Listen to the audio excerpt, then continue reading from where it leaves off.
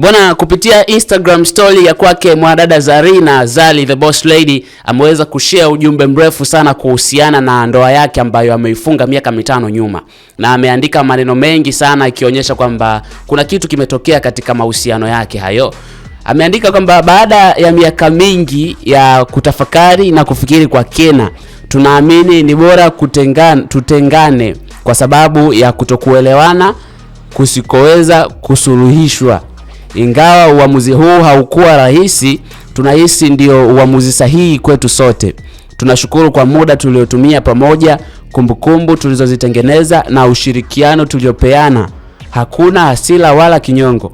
Wakati mwingine watu wawili hukua tu kuelekea pande tofauti. Tunathamini kila mmoja wetu na tunabaki kuwa marafiki wenye kuheshimiana na kuelewana. Kila mmoja wetu anamtakia mwenzake kwa dhati na furaha, mafanikio na kila laheri kwa siku zijazo, akaandika Zarina and Shakib. Hii inaonyesha ni ujumbe ambao ameutoa mbele ya hadhira kwamba yeye pamoja na aliyekuwa mume wake Shakib, baada ya kukaa miaka 5 katika ndoa ya pamoja na wameachana hivi sasa.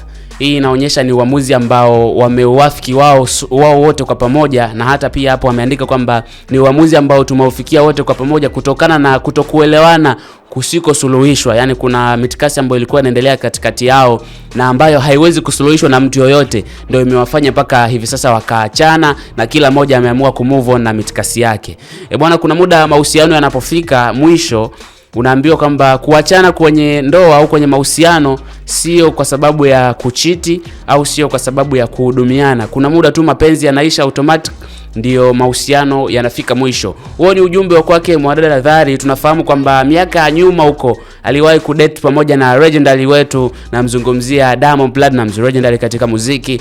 Aliwahi kuingia nayo kwenye mahusiano na wakapata watoto, na mpaka hivi sasa tunaweza kusema ni baby mama wa kwake Diamond Platnumz. Lakini sasa alivyoachana na Diamond akapata mwanaume mwingine, na mwanaume ambaye amedumu naye kwenye mahusiano ama kwenye ndoa hiyo ndani ya miaka 5, na hivi sasa wameachana rasmi na ameweka wazi katika mitandao ya kijamii. Aidha tutegemee mahusiano na mtu mwingine, lakini kwa Diamond tunafahamu ni hapana, kwa sababu tayari yupo kwenye mahusiano na mwanadada Zuchu, na nimekuwa ni kitu ambacho ni cha surprise kwa upande mwingine, kwa sababu watu hawakutegemea kama Zari anaweza kaachana na mume wake, na ukiangalia wote wana pesa na kila mmoja ana wealth nzuri. Sasa hizo ni taarifa ambazo zimetufikia hivi sasa kutoka hapa CWB Kawabe Media. Mimi hapa naitwa Brazamento. Bwana, hii hapa ilikuwa ni Entertainment Corner.